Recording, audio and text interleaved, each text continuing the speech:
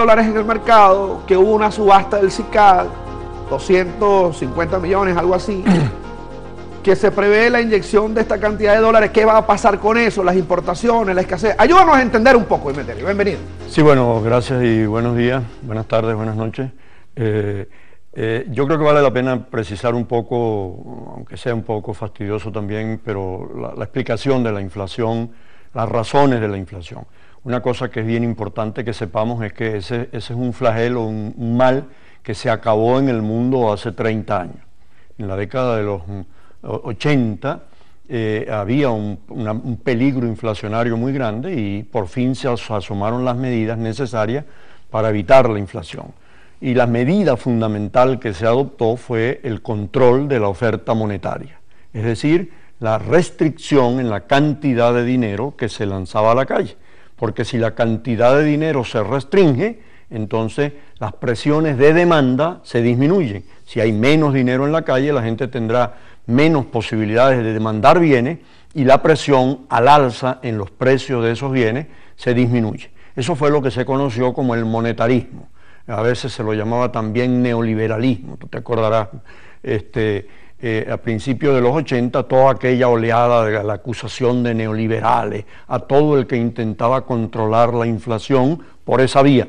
Porque la inflación y la inyección de dinero en la economía era un mecanismo muy fácil para hacer demagogia.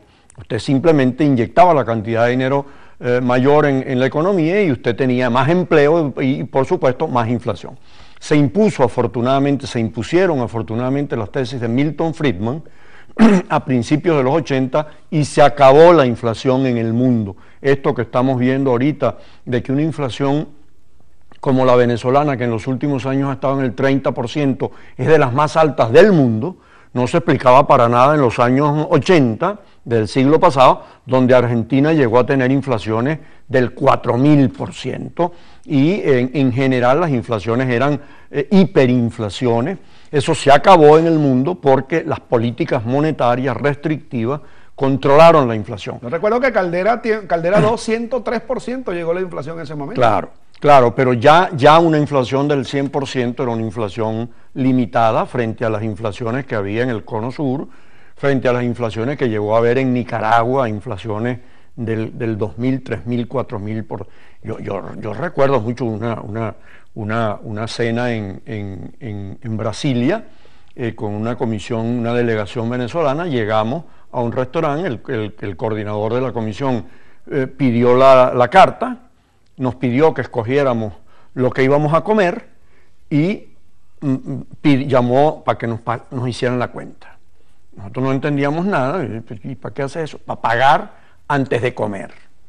Porque si pagamos después de comer, va a costarnos el doble, porque la inflación subía a cada hora. No es exageración, eran inflaciones desbordadas. Eso se acabó y lo que me interesa para aterrizar por fin en Venezuela, eso se acabó porque el monetarismo, Milton Friedman, ayudaron a eliminar las inflaciones. Una inflación, yo recuerdo mucho un detalle simpaticísimo hace un tiempo que vi en enero un periódico que decía inflación en Venezuela 30%, inflación en Perú 3%.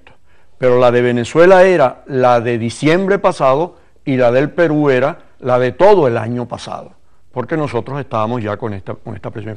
Bueno, pero aterrizando finalmente, lo que me interesa destacar es que en Venezuela hoy la inflación se está produciendo no como resultado de un exceso de demanda, que también lo hay porque tenemos cualquier cantidad de dinero circulando como consecuencia de los precios del petróleo altísimos, sino como restricciones de la oferta.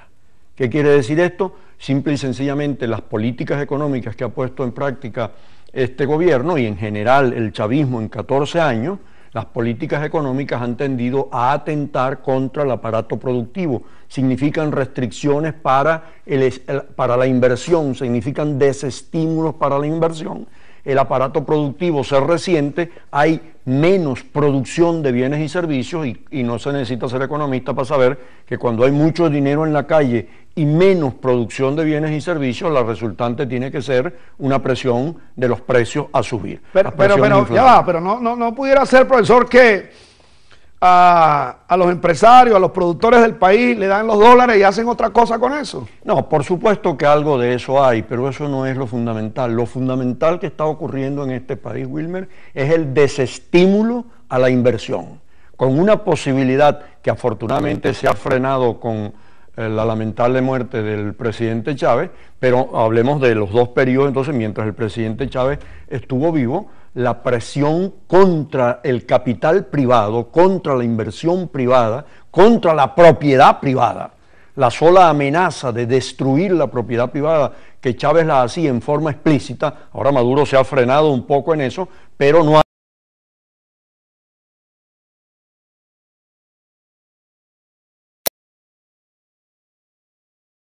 de un empresario con mayor responsabilidad social, con un empresario con una misión más equitativa, con una visión de conjunto de país. Eso es lo que dicen ellos en contrapeso. Con todo el respeto por ellos, eso son tonterías. Eso son absolutamente tonterías, porque cuando tú lanzas como objetivo fundamental de tu política el construir una sociedad comunista, y Chávez no engañó a nadie con eso.